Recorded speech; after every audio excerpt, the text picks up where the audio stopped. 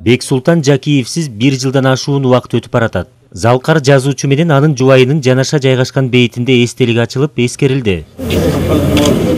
Бексултан Жакиев жолугушуу, күттүргөн жазда келер, Саадак какты, өкүм сыяктуу мыкты чыгармалардын автору. Айрыкча Атанын тагдыры пьесасы анын атагын арттырган. Окурмандардын, театр сүйүүчүлөрүнүн жүрөгүнөн түнөк тапкан дал ушул эмгегин 22 гана жашында жазган. Бирок ал өз чыгармаларын даңазалап гана чектелген жок. Улутка таандык мурастарды дүйнөгө таанытууга да жан үрөгөн. Атанын тагдырын жазып, ошол эле учурда Советтер Союзунун көп республикаларында коюлгандыгы бул өзгөчө бир жаңылык болгон. Кыргыз адабиятына, кыргыз маданатына асмандан түшүп келгендей эле окуя болгон. Мына бүгүн да болсо кишинин драмалары өтө актуалдуу.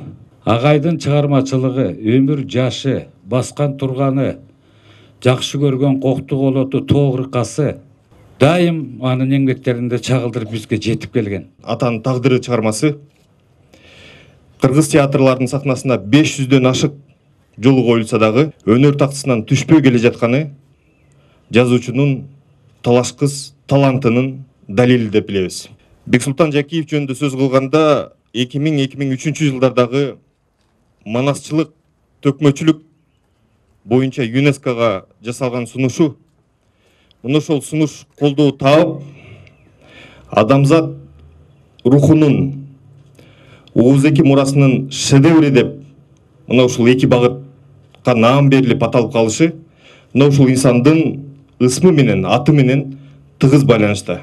Бексултан Жакиев маданиятка байланыштуу маселелерди көтөрүп, тармактын көйгөйлөрүнө түйшөлүп жашаганын эскеришет. Ал кайсы учур гана болбосун чындыкты айта билген. Мындай сапаты менен калемдештеринин арасында сыйга татыган. А киши өзү мындай түз бир айткан киши. Эртең бүрсүнү дегенди билген эмес а киши. Чоң болобу, кичине болобу, ал академик болобу, же болбосо 1-секретарь, 3-секретарь болобу, ошонун баарын бетине айткан киши. Ар бир кыргыз аны эң жакшы билет. Бетке чабар киши. Акыйкат дегенде ичкен ашын жерге койгон. Ошон үчүн жанагы драматургтар, ошо драматический артисттер ал кишини өзгөчө сыйлачу. Ошо калыстыгын, аддеттигин, анан баамчылдыгын. Залкар жазуучу менен анын жубайынын бейити жанаша жайгашып турганы бекеринен эмес. Экөө эри шаркак жашап, бир учурда көз жумган. Мен өмүрүмдө көп дос күттүм, жолдош күттүм. Бирок мени сатпаган, мага күйгөн Сабирадай дос болгон жок. Мына экөөбүз 65 жыл чогуу жашадык. 65 жыл бир үй бүлөдө турдук. Мага Сабирадай күйгөн, Сабирадай чыдаган адам болгон жок деп Сабир эжеге ыраазычылык билдирип ошондой сөз айтты эле. Кудай мени Сабиранын артына бир да күн калтырбасын, алса бир күн мурун болсо да бир күн мурун алсын депчи. Муну айткандай Бексултан агай Сабир эжеден бир күн мурун кетти. Сабир эже катуу ооруп атканда мага телефон чалып аябай кабатырланган, бирок эженин каза болгонун укпай, эжеден 2 күн мурун өзү тилегин берип Кудай ошакка моюн сунду.